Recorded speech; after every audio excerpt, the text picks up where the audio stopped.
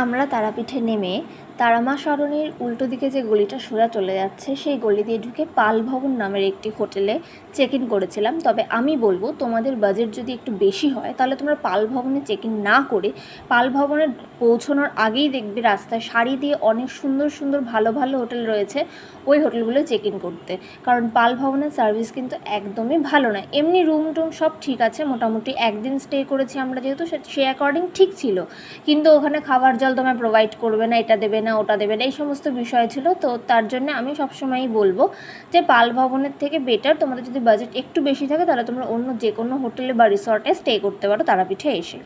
এরপর আমরা চলে যাই মায়ের পুজো দিতে। আর এখানে আমরা যে দাদার সঙ্গে তারাপীঠে এই 6টা ভিজিটিং স্পট ঘুরেছিলাম, সেই দাদার নাম্বারটা আমি দিয়ে দিলাম, দাদার কার্ড এটা।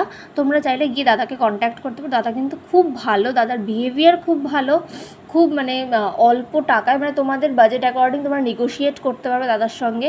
দাদা তোমাদের ভালো মতো সমস্ত জায়গার এটা কী নাম, ওটা কী, মানে স্পেশালিটি সব কিছু বলে বলে সুন্দর করে ঘুরিয়ে দেবে। আমরা সব কটা জায়গা ঘুরতে পারিনি, আমরা জগন্নাথ মন্দির, নিতাই বাড়ি, আর এদিকে হচ্ছে ইস্কন মন্দির আর হাঁটুকাড়া, এই 4টে জায়গা ঘুরেছিলাম। এটা হচ্ছে ইস্কন মন্দিরের ভিডিও। ইস্কন মন্দিরটা এত সুন্দর, মানে কি বলবো। আর ইস্কন মন্দিরের সামনে ওখানে ল্যাংচা আরও বিভিন্ন রকমের মিষ্টি বিক্রি হচ্ছিলো, তবে তার মধ্যে আমরা ল্যাংচাটা খেয়েছিলাম। কত দাম নিয়েছিল আমার ঠিক এই মুহূর্তে মনে নেই, তবে ল্যাংচাটার টেস্ট জাস্ট অসাধারণ ছিল। আর সাইজটাও কিন্তু সেরকমই ভালো ছিল। আমার কাছে কোনো ভিডিও নেই তাই আমি দেখাতে পারলাম না, বাট সাইজটা কিন্তু দারুণ ছিল। আর এইভাবে ঘুরতে ঘুরতে হয়ে গেল বিকেল, তাই আবার চলে এলাম এক কাপ চা খেতে। এই চায়ের দোকানটা কিন্তু খুব ভালো, দাদাই আমাদের দোকানটায় চা খাইয়েছিল। সম্ভবত এটা নিতাই বাড়ির সামনে, আমার ঠিক এই মুহূর্তে মনে পড়ছে না, মনে হয় নিতাই বাড়ির সামনেই। হাঁটুগাড়া যাওয়ার আগে খেয়েছি আমরা এই চাটা। তো তোমরা দাদাকে এই ভিডিও রেফারেন্সটা দিতে পারো যে এখানে চা খাবো। চাটা কিন্তু সত্যিই দুর্দান্ত ছিল, অসাধারণ ছিল। যারা চা লাভার তাদের কিন্তু ওটা দারুণ লাগবে, দারুণ। আর এরপরে আমরা টোটো করে চলে আসি হাঁটুগাড়া। এখানে এসে বাবার দর্শন করি। আর ফেরার পথে দেখেছো কিরকম পাল দিয়ে রাস্তা দিয়ে গরু যাচ্ছে। গ্রামের রাস্তায় ঘুরতে যাওয়ার তো এটাই মজা।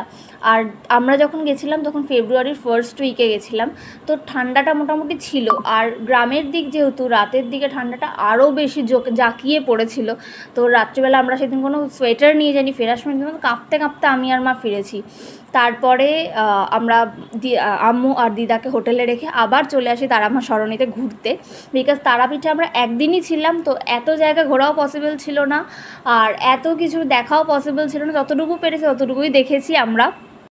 তোমাদের হাতে যদি সময় বেশি থাকে তাহলে তোমরা 2 দিন সময় নিয়ে তারাপীঠ ভালো মতো ঘুরে দেখতে পারো। আর এই ভিডিওটা ভালো লেগে থাকলে অবশ্যই চ্যানেলটাকে লাইক, কমেন্ট, শেয়ার করো, আর সাবস্ক্রাইব করতে একদম